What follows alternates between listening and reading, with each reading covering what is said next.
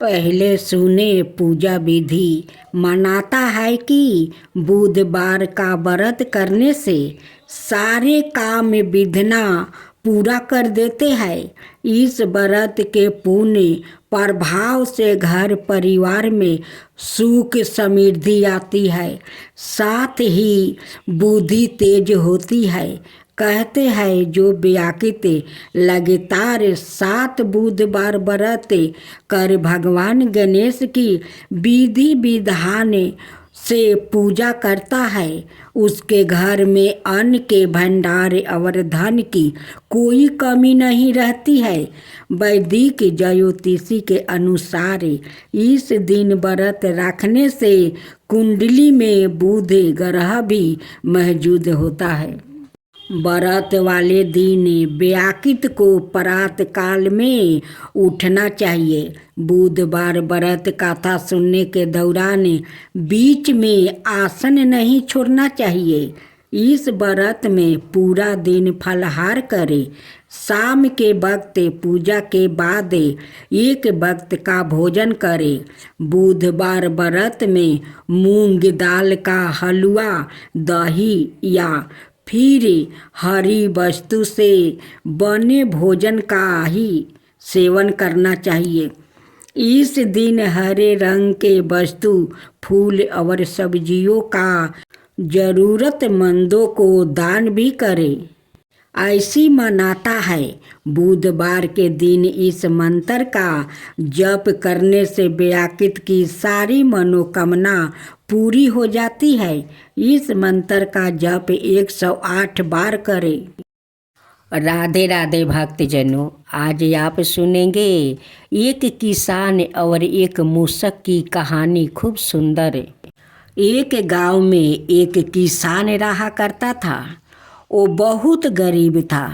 किसान ने धन पैदा करने के लिए कई प्रयत्न किया, परंतु हर बार वो अपने प्रयत्नों में असफल रह जाता है। एक दिन किसान अपने खेत से उदास लौट रहा था। रास्ते में एक मूषक महाराज बैठा था। देखा और सोचा कि यह मूषक महाराज तो गणेश भगवान का असवारी है, ये तो वाहन है। शायद इस मूषक महाराज के कारण मैं अब तक निर्धन हूँ। यदि यह मूषक महाराज मुझे प्रसन्न हो जाए तो मेरा काम चल जाए। ऐसा सोचकर किसान उस मूषक महाराज को क्यों ना मैं लड्डू खिलाऊं, ये सोचकर किसान घर जाता है और एक लड्डू लिया कर वो मूषक महाराज को सामने रख देता है और हाथ जोड़कर कहता है कि हे मूषक महाराज, आप तो विघ्नहर्ता का सवारी है, मेरा भी दुख हर लीजिए। मैं बहुत गरीब निर्धन किसान हूँ। मेरे खेत में पैदा नहीं होता है। इतना फसलें गाड़ता हूँ लेकिन फसल उग नहीं पाता है। मैं आपसे प्रार्थना करता हूँ कि मेरा दरिद्रता दूर कीजिए हे मूषक महाराज। मूषक महाराज तो वहाँ से टस से मस नहीं हुआ, वो बैठा रहा। किसान वो घर चला जाता है। जब सुबह किसान वो आकर देखता है तो उस कटोरे में एक सोना का मोहर है। किसान बड़ा प्रसन्न हुआ। किसान ने अपने चारों ओर देखा, परंतु मूषक महाराज नजर नहीं आया। किसान को विश्वास हो गया कि यह हो ना हो कोई मूषक महाराज गणेश भगवान तो नहीं है। मुझे तो इसकी प्रतिदिन कुछ सेवा करनी चाहिए। ऐसा सोचकर उसने यहाँ निश्चित किया कि वो रोज कटोरे में एक लड्डू भर कर मूषक महाराज का स्थान पर राख आया करेंगे। किसान ने ऐसा ही किया। ओ मूसक महाराज के बिल्कुल द्वार पर रोज एक लड्डू का कटोरा राख आता। मूसक महाराज रोज लड्डू खा लेते हैं आ एक मोहर उस कटोरा में डाल देते हैं। इस तरह प्रतिदिन एक मोहर मिलने से वो किसान माला माल होने लगा। लोग कहते हैं ना कि जिसका भाग में होता है उसी को धन मिलता है और जिसको भाग में नहीं होता है उन्हें धन नहीं मिलता है। वही हुआ किसान के साथ। एक दिन की बात है, किसान को कुछ कार्यवश बाहर जाना पड़ा। किसान ने चलते समय अपने बेटा को समझा कर बता दिया कि देखो बेटा, मूसक देवता को रोज नियम से लड्डू उनकी बिल के सामने राख आना। ऐसा ही किया। वो प्रतिदिन निश्चित समय पर लड्डू का कटोरा मूसक महाराज के बिल के पास राख आता और दूसरे दिन उठा लाता। एक दिन किसान के बेटा ने सोचा कि मूसक महाराज के बिल में कोई खजाना है। मूसक महाराज लड्डू खाने के बाद रोज एक मोहर खाली कटोरे में डाल देता है। मैं मूसक महाराज का बिल को क्यों ना तोड़ कर सारा खजाना निकाल लूं। आखिर रोज रोज इस तरह लड्डू लेकर आने में तकलीफ होती है। ऐसा सोचकर उसने मूसक महाराज को बिल को तोड़ना शुरू कर दिया। मूसक महाराज घबरा कर बाहर निकला। किसान का बेटा मूसक महाराज को भी मारना चाहा। मूसक महाराज बच गया और लड़के को काट लिया। काटते ही लड़का मर गया। किसान को जब अपने पुत्र के मरने का पता लगा तब वो दौड़ा मूसक महाराज के बिल के पास पहुंचा। मूसक महाराज वहीं पर बैठा था। किसान मूसक महाराज को देखकर अपने पुत्र के लिए प्राण दान मांगने लगा। मूसक महाराज बोला, अरे किसान, जो दूसरों को नुकसान पहुंचाकर अपना फायदा करना चाहते हैं उनका यही हाल होता है।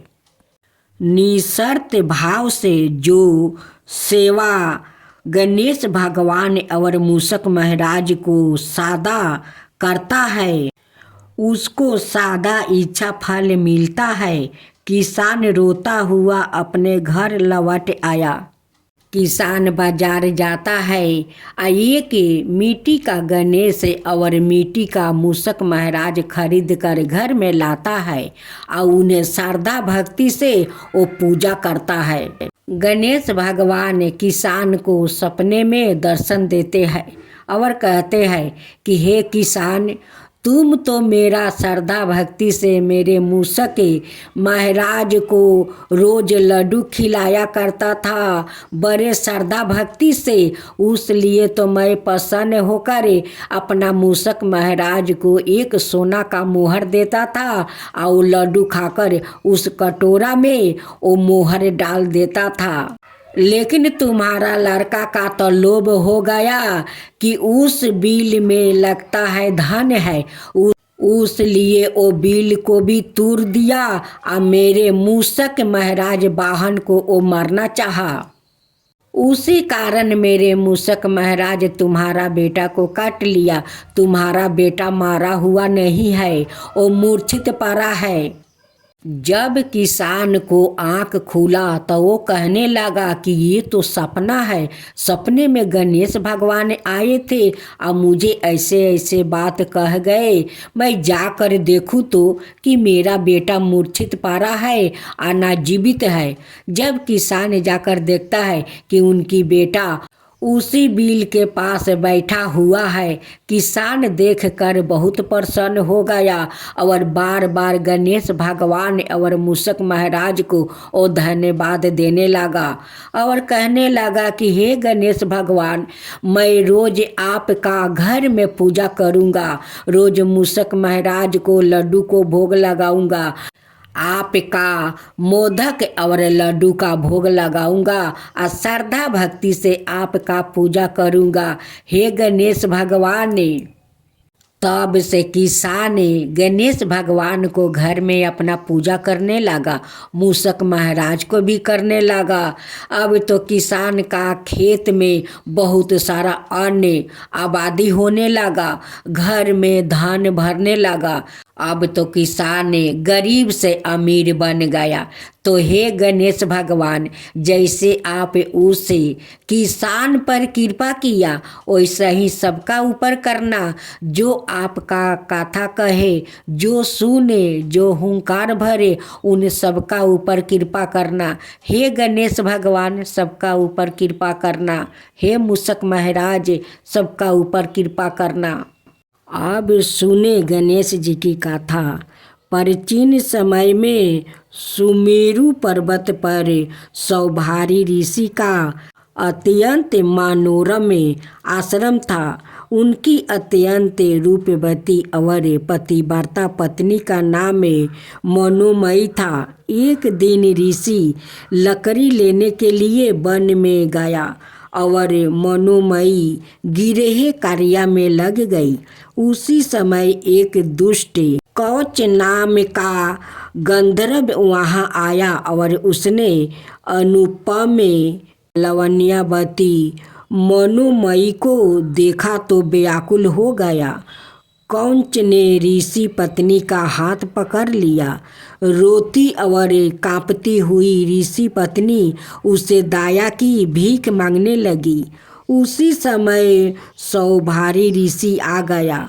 उन्होंने गंधर्व को श्राप देते हुए कहा, तूने चोर की तरह मेरी साध्वीनी का हाथ पकड़ा है, इसे कारण तू मूषक होकर धरती के नीचे और चोरी करके अपना पेट भरेगा। कांपते हुए गंधर्व ने मुनि से प्रार्थना की, दयालु मुनि, अविवेक के कारण मैंने आपकी पत्नी के हाथ का स्पर्श किया था, मुझे क्षमा कर दे। ऋषि ने कहा, मेरा श्राप व्यर्थ नहीं होगा।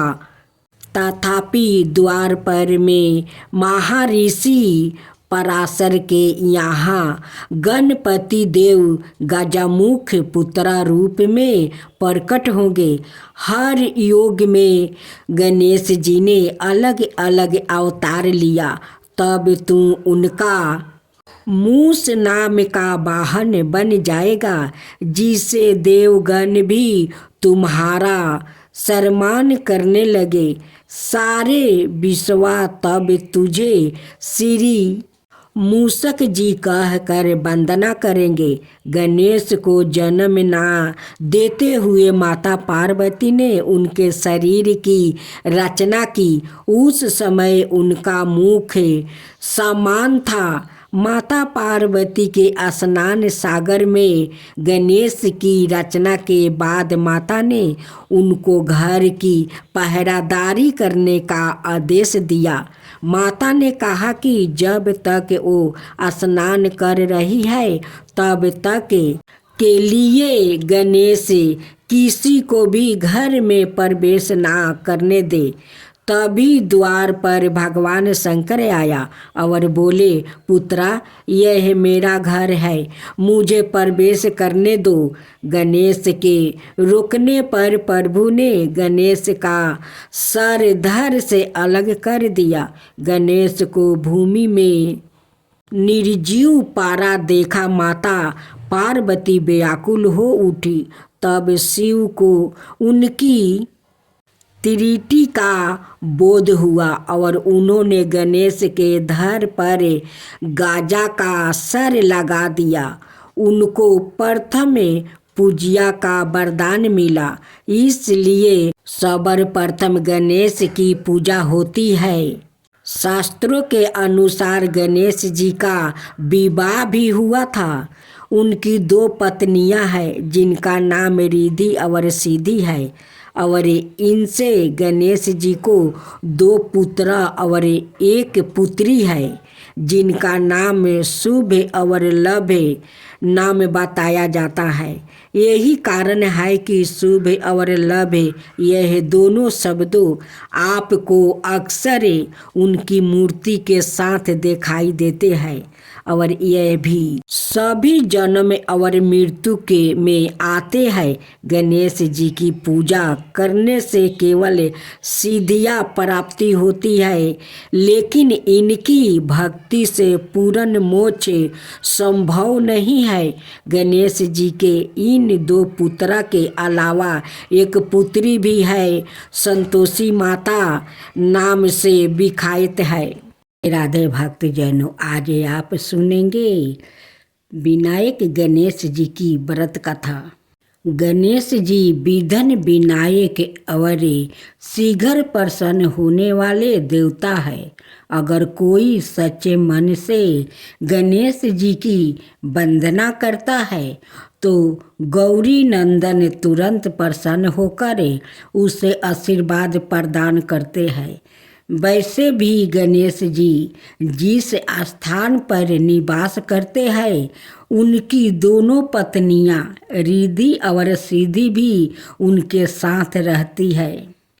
उनके दोनों पुत्र शुभ और लभ का आगमन भी गणेश जी के साथ ही होता है। कभी कभी तो भक्त भगवान को असमंस में डाल देते हैं। पूजा पाठ और भक्ति का जो वरदान मांगते हैं वो निराला होता है। काफ़ी समय पहले की बात है। एक गांव में एक अंधी बुढ़िया माई रहती थी। वो गणेश जी की परम भक्त थी। आँखों से भले ही दिखाई नहीं देता, परंतु वो सुबह शाम गणेश जी की बंदगी में मगन रहती थी। नित गणेश जी की प्रतिमा के आगे बैठकर उनकी स्तुति करती है, भजन गाती है, वो समाधि में लीन रहती है। गणेश जी बुढ़िया माई की भक्ति से बड़े प्रसन्न हुए। उन्होंने सोचा यह बुढ़िया माई नित्य हमारा स्मरण करती है, परंतु बदले में कभी कुछ नहीं मांगती है। भक्ति का फल तो उसे मिलना ही चाहिए। ऐसा सोचकर गणेश जी एक दिन बुढ़िया माई के सम्मुख प्रकट हुए और बोले, माई तुम हमारी सच्ची भक्त हो। जिस श्रद्धा और विश्वास से हमारा स्मरण करती हो हम उससे प्रसन्न है। अत तुम जो वरदान चाहो हमसे मांग सकती हो। बुढ़िया माई बोली, प्रभु मैं तो आपकी भक्ति प्रेम भाव से करती हूँ, मांगने का तो मैंने कभी सोचा ही नहीं। अत मुझे कुछ नहीं चाहिए। गणेश जी पुनः बोले, हम वरदान देने के लिए आए हैं। बुढ़िया माई बोली, हे सर्वेश्वर मुझे मांगना तो नहीं आता, अगर आप कहे तो मैं काल मांग लूँ। तब तक मैं अपने बेटे और बहू से भी सलाह मशवरा कर लूँगी। गणेश जी कल आने का वादा करके वापस लौट गया। बुढ़िया माई ने सारी बात उन्हें बताकर सलाह मांगी। बेटा बोला, माँ तू गणेश जी से ढेर सारा पैसा मांग लो, हमारी गरीब दूर हो जाएगी, सब सुख चैन से रहेंगे। बुढ़िया माई की बहू बोली, नहीं आप एक सुंदर पोता का वरदान मांग लो, वंश को आगे बढ़ाने वाली भी तो चाहिए। बुढ़िया माई बेटे और बहू की बातें सुनकर असमंस में पड़ गई। उसने सोचा यह दोनों तो अपने अपने मतलब की बातें कर रहे हैं। बुढ़िया माई ने पड़ोसिन से सलाह लेने का मन बनाया। पड़ोसिन भी नेक दिल के थी। उसने बुढ़िया माई को समझाया कि तुम्हारी सारी जिंदगी दुखों में कटी है। अब जो थोड़ा जीवन बचा है वो तो सुख से जी लो। धन अथवा पोते का तुम क्या करोगी? अगर तुम्हारी आंखें ही नहीं है तो यह संसारिक वस्तुओं तुम्हारे लिए व्यर्थ है। अत तुम अपने लिए दोनों आँखों मांग लो। बुढ़िया माई घर लौट आई। बुढ़िया माई और भी सोच में पड़ गई। उसने सोचा कुछ ऐसा मांग लूं जिससे मेरा बहू बेटे सबका भला हो। लेकिन ऐसा क्या हो सकता है? इसी चिंतन में सारा दिन व्यतीत हो गया। बुढ़िया माई कभी कुछ मांगने का मन बनाती तो कभी कुछ, परंतु कुछ भी निर्धारित ना कर सकी। दूसरे दिन गणेश जी पुनः प्रकट हुए और बोले, आप जो भी मांगोगे वो हमारी कृपा से हो जाएगा। यह हमारा वचन है। गणेश जी के पवन वचन सुनकर बुढ़िया माई बोली, हे गणेश राज, यदि आप मुझसे प्रसन्न है तो कृपाए मुझे मन इच्छित वरदान दीजिए। मैं अपने पोते को सोने के गिलास में दूध पीते देखना चाहती हूँ। बुढ़िया माई की बातें सुनकर गणेश जी उसकी सादगी और सरलता पर मुस्कुरा दिया। बोले, तूने तो मुझे ठगा ही लिया है। मैंने तुम्हें एक वरदान मांगने के लिए बोला, परंतु तुमने तो एक वरदान में ही सब कुछ मांग लिया है। तुमने अपने लिए लंबी उम्र और दोनों आँखों मांग ली है। बेटे के लिए धन और बहू के लिए पोता भी मांग लिया है। पोता होगा, ढेर सारा पैसा होगा, तभी तो वो सोने के गिलास में दूध पिएगा। पोते को देखने के लिए तुम जिंदा रहोगी, तभी तो देख पाओगी। अब देखने के लिए दो आंखें भी देनी ही पड़ेगी। फिर भी वो बोले, जो तुमने मांगा वो सब सत्य होगा। यूं कहकर गणेश जी अंतर ध्यान हो गए। कुछ समय पाकर गणेश जी की कृपा से बुढ़िया माई के घर पोता हुआ। बेटा का कारोबार चल निकला और बुढ़िया माई की आंखों की रोशनी आपस लौट आई। बुढ़िया माई अपने परिवार सहित सुखपूर्वक जीवन व्यतीत करने लगी। जय गणेश जय गणेश जय गणेश देवा, माता जानकी पार्वती पिता महादेवा। जय गणेश जय गणेश जय गणेश देवा। एक दांत दयावंत चार भुजी धारी, मस्तक सिंदूर सोहे मूस की सवारी।